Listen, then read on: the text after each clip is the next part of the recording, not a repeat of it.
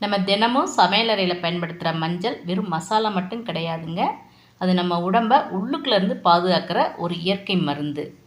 சரியான முறையிலையும் சரியான அளவுலையும் பயன்படுத்தினா மஞ்சள் நிச்சயமாக நம்ம ஆரோக்கியத்துக்கு நல்ல துணையாக இருக்கும்.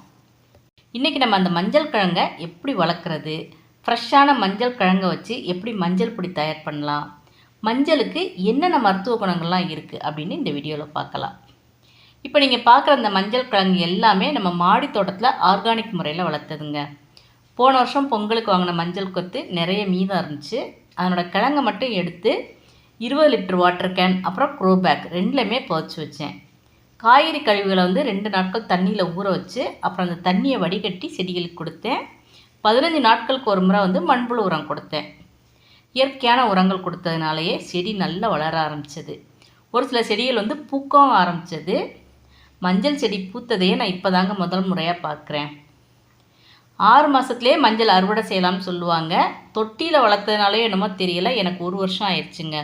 அதுவே நிறைய பக்க கிளைகள்லாம் விட்டு நிறைய புது புது செடிகள்லாம் வளர ஆரம்பிச்சிட்டது. போன வருஷம் பொங்கலுக்கு நட்டு வச்சேன். இந்த வருஷம் பொங்கலுக்கு அறுவடை பண்ணியாச்சு. செடி நல்லா வளர்ந்து இலைகள்லாம் மஞ்சளாகி காஞ்சதுக்கு அப்புறம் தான் அறுவடைக்கு தயார்னு சொல்லுவாங்க. நம்மளோட மாடி தோட்டத்தில் கெமிக்கல் உரம், பூச்சி மருந்து எதுவுமே இல்லாமல் விளைஞ்ச மஞ்சள் கிழங்கு. அதனாலே நல்ல மனம், நிறம் எல்லாமே அருமையாக இருக்குங்க. நல்ல தரமான மனமுள்ள மஞ்சள் பொடி கிடைக்கணும்னா மஞ்சள் கிழங்கு வேக வச்சு தாங்க நம்ம பயன்படுத்தணும். மஞ்சள் கிழங்கை வேக வைக்கிறனால மஞ்சளுக்குள்ளே இருக்க அந்த கசப்பு தன்மை குறையும். அப்புறம் இயல்பான நிறமும் மனமும் நல்லாயிருக்கும். கிழங்குகளுக்குள்ளே இருக்க அந்த என்சைம் செயல்பாடு நிற்கும். நிறைய நாட்கள் பாதுகாப்பாக சேமித்து வைக்க முடியும். அதனால தான் முதல்ல நல்லா வேக வச்சுட்டு அப்புறம் தான் பயன்படுத்தணும். மஞ்சள் செடியில் அந்த நடுவில் இருக்க பெரிய கிழங்கு தாங்க தாய்க்கிழங்கு. முகத்துக்கு பூசுகிற குண்டு மஞ்சளும் இந்த தாய்க்கிழங்கும் ஒன்று தான். இந்த தாய்க்கிழங்குல இருந்து தான் பக்க கிளைகள் வளரும். இந்த தாய்க்கிழங்கை பொதுவாக விதை நடுறதுக்கு, அப்புறம் முகத்துக்கு பூசுறதுக்கு, அப்புறம் வைத்தியத்துக்கு பயன்படுத்துவாங்க.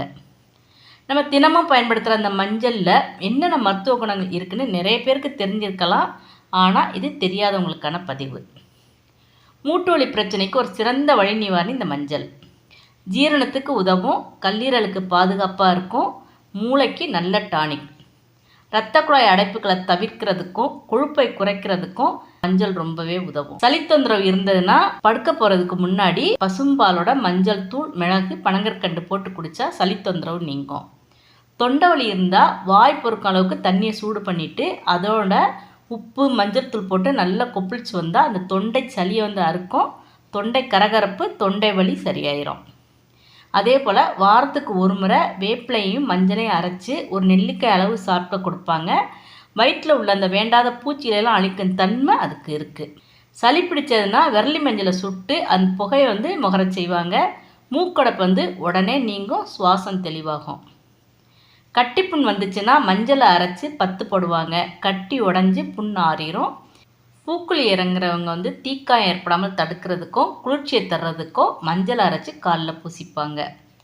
பெண்கள் குளிக்கும்போது அந்த குண்டு மஞ்சளை உரசி முகத்துக்கு பூசிப்பாங்க. நல்ல நிறத்தையும் வாசத்தையும் தரும். அதே போல் நோய் கிருமியையும் எதிர்க்கும். குழந்தை பெற்ற பெண்களுக்கு மஞ்சளை அரைச்சி உருட்டி கொடுப்பாங்க. அந்த வயிற்றில் இருக்க கழிவுகளை முழுமையாக வெளியேற்றுறதுக்கு உதவும். அதே மாதிரி தொற்று நோய் பரவுற காலத்தில் மஞ்சளை வாசலில் தெளிப்பாங்க. அம்மை நோய் வந்துச்சுன்னா வேப்பிலையும் மஞ்சளையும் அரைச்சி பூசுவாங்க.